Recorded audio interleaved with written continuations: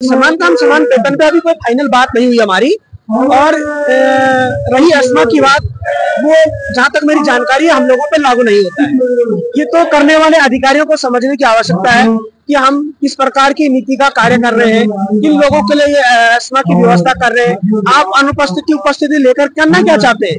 आप साल भर से डाटा नहीं छुपा पाए और आज आपको 2 दिन में ये खबर होती है कि साहब इनकी एब्सेंट प्रेजेंट या कौन हड़ताल में उसके डाटा वो सब डराने धमकाने का कार्य वो कर रहे हैं। उससे कोई कर्मचारी प्रभावित भी नहीं है और डरने वाला भी नहीं है। वही तो हम कह रहे हैं सर, ये प्रकार से ये लोग हमें राज्य का कर्मचारी नहीं मानते हैं।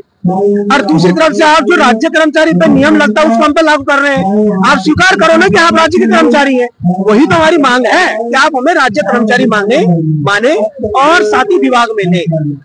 अगर आपको करना है तो वो काम करिए, आप तो डराने का काम कर रहे हैं।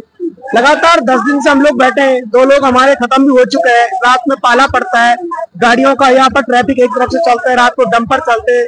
हमारा खनन प्रदेश है जिससे राजस्व चलता है, और लेकिन कर्मचारी मन बना के बैठा हुआ है, यहाँ से हटेगा नहीं। और हमने सरकार से ये डिमांड रखी थी सबको समान काम समान वेतन, जो न्यायालय ने भी कहा और सीएम साहब ने भी स्वीकार किया है। साथ ही चरणबद्ध तरीके से नियमितकरण का प्रकरण था वो भी हो जाना चाहिए था, पर लेकिन हम फिर भी उसमें 2 माह का समय दे रहे। एक तरफा 10 तारीख को जो हमारी वार्ता हुई, दीपेंद्र चौधरी जी जो आदेश कर रहे हैं वही कहते हैं हमने तो आपका काम कर दिया है, आपका समान काम समान वेतन हम देने को तैयार है। आज वही अधिकारी कह रहे कि नहीं,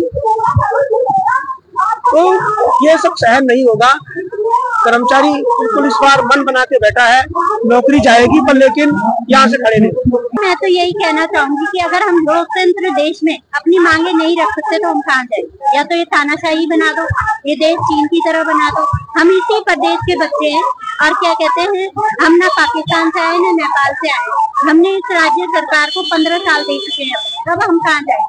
अब हम 40 साल के हो चुके हैं, ना हम कोई परीक्षा देने लायक है, ना ही हम कोई परीक्षा में हम अन्य लोग हमें कह रहे हैं कि हमारी नौकरी खाई। किसकी नौकरी खाएंगे? हम इस प्रदेश के बच्चे नहीं, हमारे बच्चे हैं। मेरा बच्चा 10th क्लास में पढ़ता है, मैं उसको छोड़ के यहाँ बैठी।